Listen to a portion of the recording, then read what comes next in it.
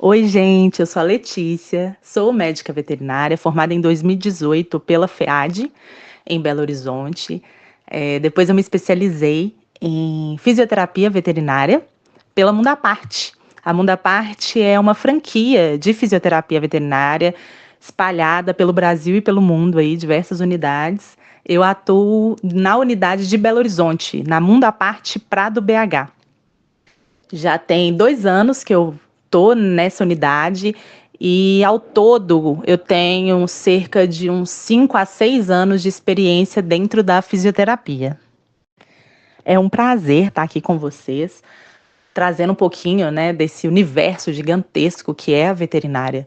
Eu não tive o prazer de conhecer a fisioterapia dentro da faculdade.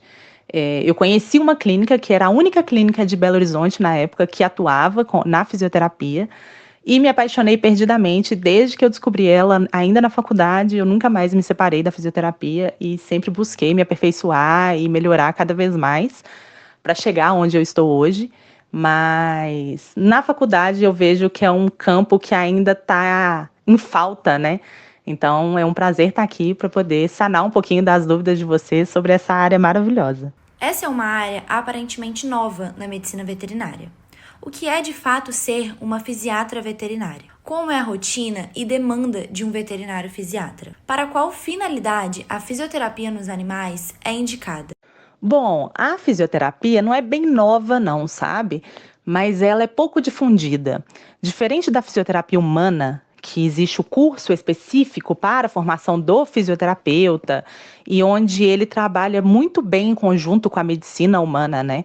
Onde qualquer coisa que aconteça, que você passe por um procedimento cirúrgico ou que te impeça de algum movimento, a fisioterapia é sempre indicada na parte humana. Na veterinária, não.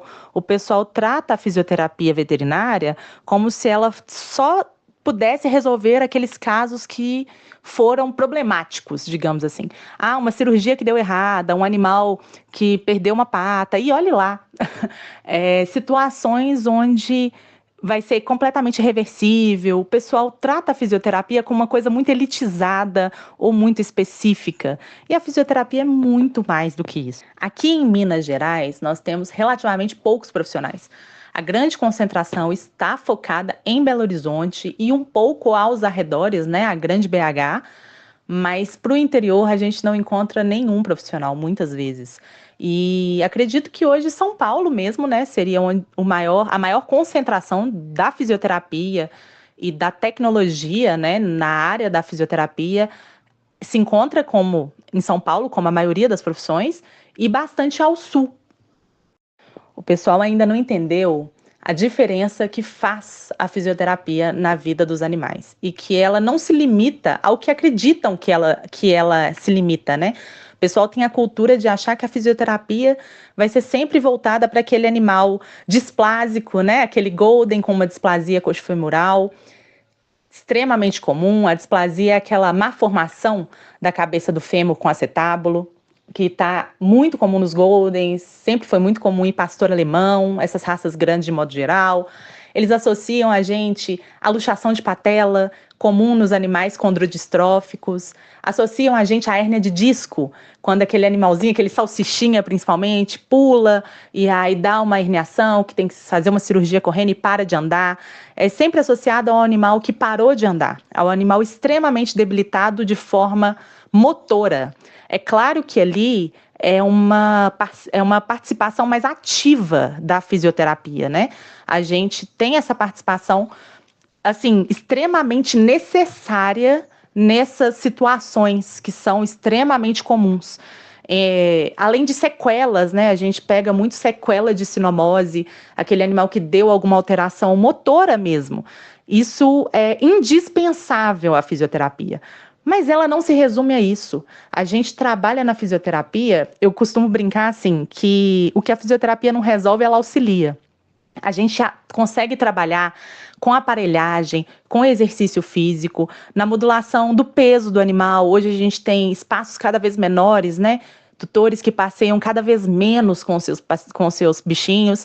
Então a gente consegue controlar esse peso, a gente consegue fortalecer essa musculatura que quase não faz exercício mais. A gente está associado a outras doenças, tem aparelhagem que a gente consegue fazer consolidação de fratura num animal que teve, mesmo que aquele que teve uma boa cirurgia, né?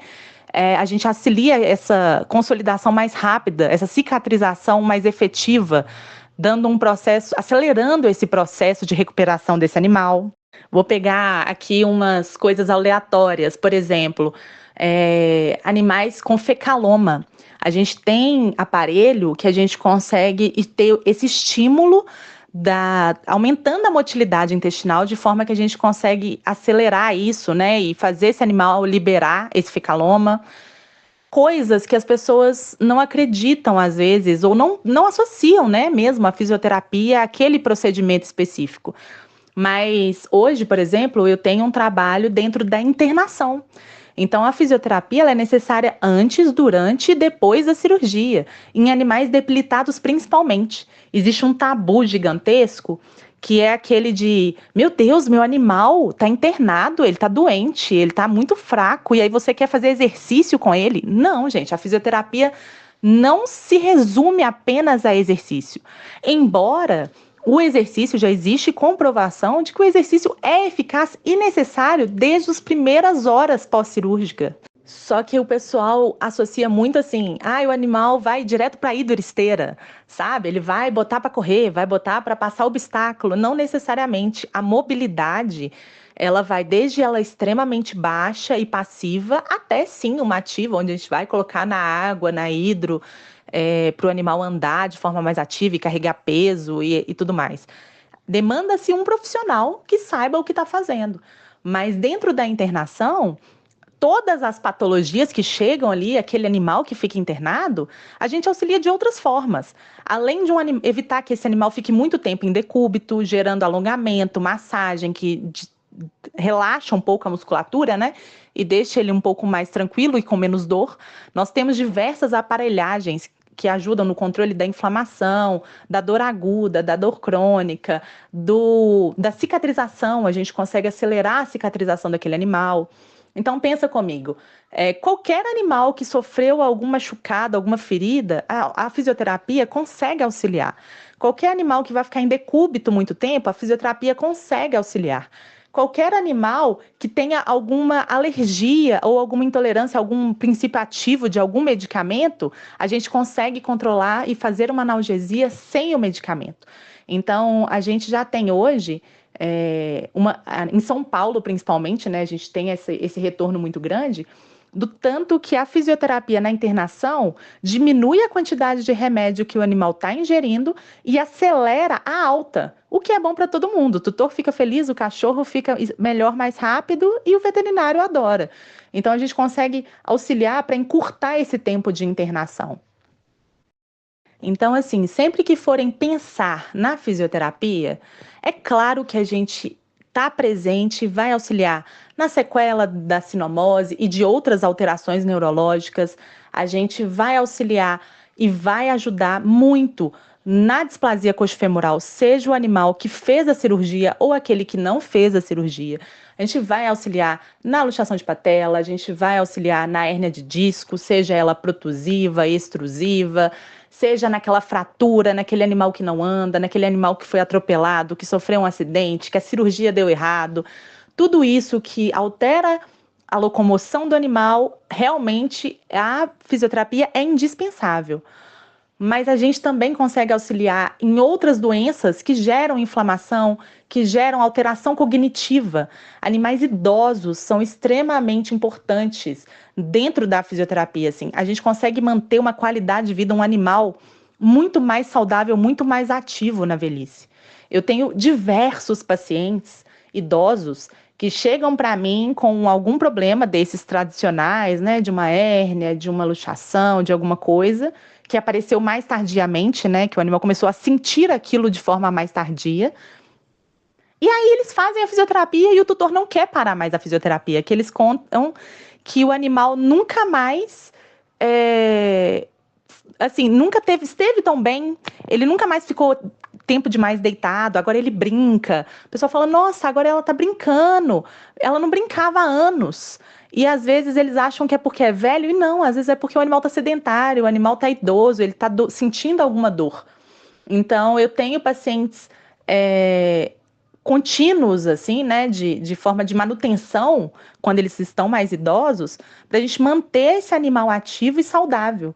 E aí, assim, eu tenho diversos animaizinhos de 16 anos que brincam e estão ótimos, como se eles fossem jovens. Em cirurgias ortopédicas, é sempre indicado que o animal faça sessões de físio após o procedimento? Não é indicado repouso? Sim, por favor, sim. A gente tem muita dificuldade de fazer o ortopedista entender que a gente não precisa mandar para fisioterapia só quando a cirurgia deu errado. Toda cirurgia ortopédica, toda cirurgia neurológica, ela demanda uma fisioterapia depois. A gente não vê um ser humano passando por um procedimento cirúrgico sem o encaminhamento para fisioterapia. Por que que o animal pode passar por esse procedimento e não ir para a fisioterapia? Não é que a gente precisa ficar num tempo prolongado. A gente só vai auxiliar aquele retorno cada vez mais rápido, aquela distribuição de peso mais rápida. A gente vai auxiliar naquela cicatrização, numa qualidade de vida melhor para aquele animal. Então, quanto melhor a cirurgia, mais rápido vai ser o processo pós-cirúrgico. Mas sim, animal que fez cirurgia ortopédica, ele tem que ir para a fisioterapia. É, e pensem assim, a fisioterapia não está resolvendo um problema. Você ter feito uma ótima cirurgia não impede que o animal vá para a fisioterapia. A fisioterapia não foi feita para receber só o que deu errado. Porque o que deu errado, a gente vai ter que ter uma manutenção ali quase que eterna, porque deu errado. A gente não consegue consertar tudo. A gente consegue melhorar. Mas se deu certo, a gente consegue melhorar ainda mais. Então, assim, é um trabalho em equipe. O fisioterapeuta precisa do ortopedista, o fisioterapeuta precisa do neurologista, a gente precisa do clínico, a gente precisa trabalhar em equipe, a gente precisa desse auxílio, desse cuidado que cada profissional tem. Eu recebo muitos animais que têm essa indicação de depois da cirurgia ortopédica, normalmente eles vêm com a indicação de 30, já até 60 dias de repouso. Gente, me fala alguém que tem um cachorro e que consegue manter eles 60 dias de repouso. Porque assim, eu acho que eu não conseguiria ter 60 dias de repouso. Imagina um animal. É quase impossível a gente controlar um cachorro uma semana. E o pessoal, às vezes, dá um indicativo de repouso. Muita gente manda para mim já o animal assim, olha, vai para fisioterapia daqui 2 meses, daqui 1 mês. E aí, quando vem, já tivemos muitas perdas e às vezes o trabalho vai ser muito mais longo e muito mais árduo. Isso, repito, isso não indica que ir para a fisioterapia não é sinônimo de que eu já vou pegar um animal pós-operado e vou colocar ele dentro da água para poder fazer esteira aquática. Não é isso. Eu sei exatamente como lidar com um animal pós-operado. Vai ser algo mais passivo, mas ele manter a mobilidade é extremamente importante. A gente precisa que ele se mantenha com uma amplitude de movimento legal. A gente precisa que ele desenvolva esse apoio, a gente precisa que ele não tenha medo. Eu acho que das maiores dificuldades da fisioterapia, da reabilitação de um animal, é o medo que ele desenvolve de sentir dor. O animal às vezes sente uma dor tão forte por algum acidente ou por alguma situação, ou é aquele animal mais sensível, que ele acaba tendo medo de apoiar. Então, às vezes a cirurgia foi ótima, mas aquele animal está com medo de apoiar. Então, eu tenho que trabalhar nele de forma que ele não tenha esse medo de apoio. Então, quanto antes a gente começar, melhor. E assim, clínicos, ortopedistas, neurologistas entendam. O fisioterapeuta sabe o que ele está fazendo. Ele não vai pegar o seu animal recém-operado, enfiar ele na água e fazer atrocidade com ele, não. Não é um crossfit. Será um crossfit quando o animal precisar. Quando for um animal atleta que está saudável. A gente tem abordagens para todos os tipos de situações. Então, sim, o animal tem que começar o quanto antes a fisioterapia. E isso não significa que ele vai estar praticando um exercício absurdo pós-operado.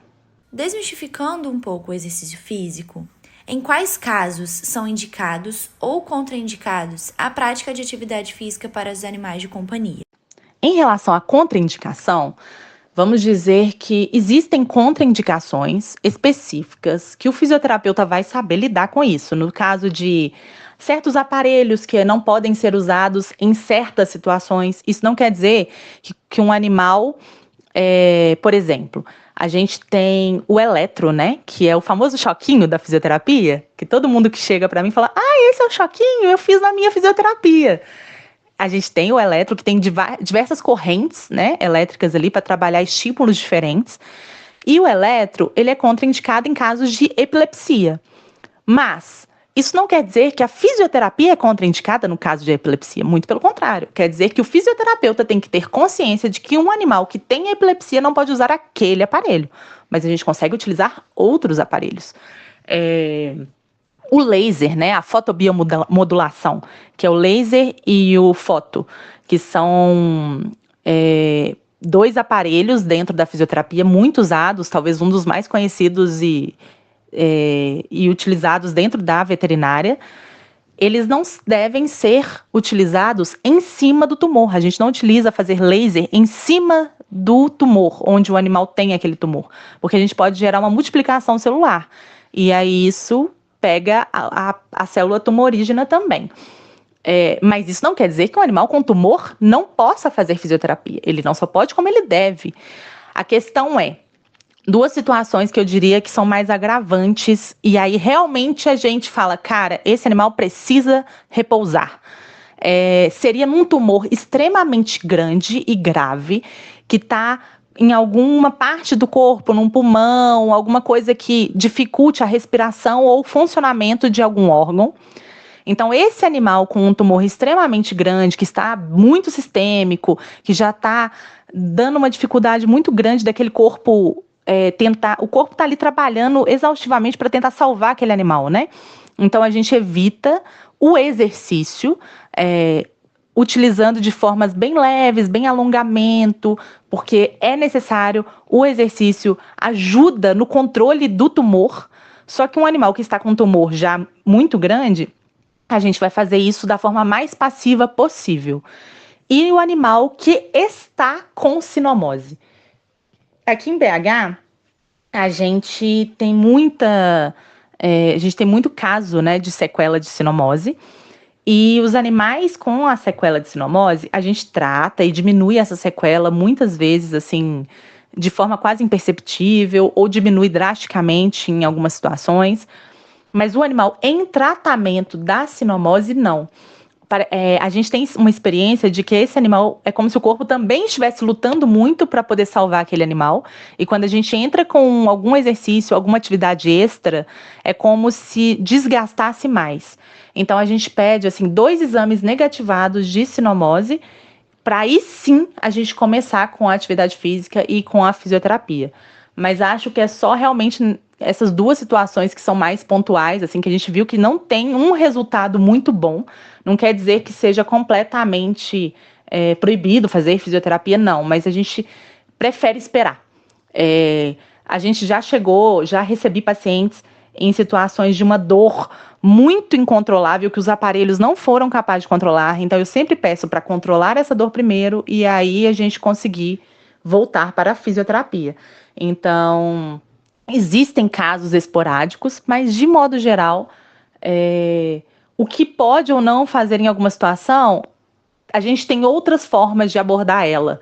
Então, é muito difícil que um outro profissional possa virar e falar, não, não faça fisioterapia porque vai ficar ruim para o animal. Não, deixa o fisioterapeuta te falar se ele consegue te ajudar com isso ou se é melhor esperar ou ter uma outra abordagem primeiro. Agora, um momento polêmica. Gatos podem fazer fisioterapia? Levando em consideração o seu temperamento, quando ela é indicada ou não? Gente, gato é polêmico, né? Gato é muito polêmico. Vamos lá. Gato não só pode, como deve fazer fisioterapia. O gato, ele esboça menos dor do que o cachorro, ele se controla muito mais. Quando o gato, normalmente, você vê ele mancando, ou na verdade ele nem manca normalmente, né? Ele para de subir a janela. Normalmente o que os tutores relatam é: ai, meu gato parou de subir a janela, meu gato não está pulando muito. Isso normalmente já é um sinônimo de dor. E sim, o gato faz a fisioterapia, só que a gente tem que entender que o gato não é cachorro. As pessoas ainda têm essa característica, né, de achar que o gato é um cachorro mais independente. Não é, gente. É outro animal, é outra abordagem. E tem que saber lidar com o gato. A gente tem que ter um controle de odor no espaço melhor. O ideal é que tenha um espaço específico para aquele animal, que seja uma sala só de gato. A gente tem que ter uma outra abordagem, é uma abordagem um pouco mais passiva. A gente demanda da confiança. O gato, ele precisa confiar em você. O cachorro, normalmente, ele já chega, ele já te ama mais rápido, tudo para ele é uma brincadeira. O gato, você conquista a confiança dele, mas gato faz sim exercício físico, a gente faz obstáculo, faz o alongamento, faz pranchinha, faz exercício físico com o gato. Ele precisa, não é porque ele é mais elástico, né? Ele alonga mais que ele não vai ter um problema locomotor. Muito pelo contrário, eles têm e têm muito. Os aparelhos, eles respondem muito, muito bem aos aparelhos e normalmente eles são uma gracinha. Esse mito também, né, de o gato ser sempre muito terrorista, é muito difícil. A grande maioria dos pacientes que eu tive, felinos, são sempre muito fofos, adoram o churu e a gente consegue lidar com eles muito bem. Só que a gente tem que respeitar esse animal. Então, assim, a gente tem que saber qual é a hora que ele é mais ativo no dia e tentar marcar esse horário. Se o animal é mais ativo durante a noite, vamos tentar pegar o último horário, tentar evitar que ele cruze com cães para poder diminuir esse estresse. A gente tem que prezar na fisioterapia do gato o controle do estresse. Então, assim, a gente nunca pode puxar demais, sabe? Para poder extrapolar, porque a gente já sabe que o estresse gera outros problemas no gato. E não adianta a gente tentar resolver aquele problema ali e gerar outro, uma infecção renal, né? E diversos outros fatores que pioram e agravam muito rápido no gato simplesmente por ele estar estressado. Então, a gente entra naquela polêmica, né? A hidroesteira é utilizada para gato? Porque gato já tem a fama de odiar água, né? Então, a gente vai botar ele realmente para andar numa esteira dentro da água? Aí que entra a questão. Tem pessoas, né, que apoiam isso a todo custo, de que o gato tem que ir para a hidroesteira, sim. Eu, particularmente, discordo. Eu acho que, sim, é possível fazer a terapia aquática em gatos, mas a gente tem que ver a permissão dele em relação a isso. Se ele permitir, vamos utilizar, porque é um adereço que vai facilitar o processo terapêutico dele. Se o animal não aceita, a gente não vai insistir, porque a gente vai gerar um estresse gigantesco naquele animal e tem outras abordagens que a gente consegue o resultado que a gente precisa. Talvez não seja às vezes tão rápido, mas às vezes vai ser rápido. Então, assim, vamos tentar tomar cuidado com os gatinhos. Eles precisam da fisioterapia e muitos deles não vão para a fisioterapia simplesmente porque o tutor vê que está gerando tanto estresse que ele prefere não levar. E aí o animal vai ficar debilitado ali, precisando da fisio, gerando outros problemas, mas o tutor não vai querer levar. Por quê? Porque levou e o animal ficou extremamente estressado. Ficar levando, pagando para o meu animal ficar estressado? Não vou. Então, assim, tenham sempre em consciência de que o gato é um animal diferente. Você não vai tratar um elefante da mesma forma que você trata uma cobra. Então, não trate um gato da mesma forma que você trata um cachorro. Respeite a espécie felina, que é uma espécie maravilhosa. Estude sobre gatos, não tenham medo de estudar sobre gatos. Mas eu não gosto de gato, não quero trabalhar com gato. Você vai ter que trabalhar com gato. Se você estiver numa clínica de pequenos, se você estiver na fisioterapia, alguma hora vai chegar um gatinho, você vai se recusar a ajudar ele, sabendo que você é capaz de ajudá-lo? Então, assim, ajude, mas saiba como ajudá-lo. Não piore para outros profissionais resolverem outros problemas depois, né?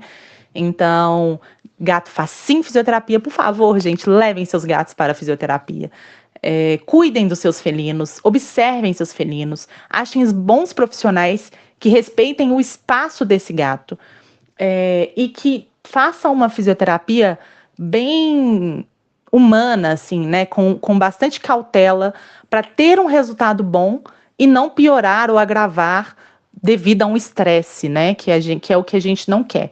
Preservem sempre o controle do estresse do gato. Gente, foi um prazer estar aqui com vocês. Estou aqui à disposição. Se precisarem, se tiverem alguma dúvida, podem me mandar, podem vir falar comigo. Podem procurar a gente no Instagram pela Mundaparte Prado BH. Tem unidade da Mundaparte em Vitória, caso tenham pessoas que queiram fazer estágio e conhecer um pouquinho mais da fisioterapia. A Mundaparte tem parceria com as universidades para a gente palestrar, para os estudantes terem grupos de estudos e mais conhecimento. Então, busquem informação. Nunca deixem de buscar informação, independente se é a sua área de escolha ou não. A gente precisa ter conhecimento da área do colega para que a gente tenha uma conversa e saiba o que cada um pode fazer, né? Deixar que cada um exerça a sua especialidade. Porque a gente às vezes fica querendo mandar na área do outro ou trata a outra área como inferior à nossa. E não, a gente é junto, a gente tem que ser unido. É assim que a veterinária vai ser valorizada, é assim que os meios vão começar a valorizar mais a veterinária também, né? Melhorando para todo mundo e formando bons profissionais, porque é isso que a veterinária precisa, de bons profissionais que queiram correr atrás, que queiram aprender e que não parem de aprender nunca, porque a medicina está aí evoluindo e quem para no tempo prejudica um paciente. Então, se você ama seu paciente, se você valoriza a sua profissão, não pare de estudar, porque sempre vai ter novidade, você sempre vai ter que adaptar o seu estilo de trabalho e tá tudo bem. Quanto mais informação a gente tiver, melhor vai ficando. Então atualizem, sempre busquem atualização. E tudo que precisar, que eu puder responder, estamos aqui, tá bom? Muito obrigada! Bom, chegamos ao fim do nosso episódio. Esperamos que vocês tenham gostado e aproveitado as dicas e informações que trouxemos hoje, e que elas possam contribuir na vida de vocês, de outros profissionais da área e da população. Muito obrigada por nos acompanhar. Compartilhe também nosso podcast com amigos e familiares que se interessam pelo mundo veterinário. Deixe aqui embaixo na caixinha comentários, perguntas ou até sugestões para os próximos temas e o que vocês gostariam de ver por aqui. Podem também marcar quem você gostaria que fosse o nosso próximo entrevistado. Até a próxima e muito obrigada!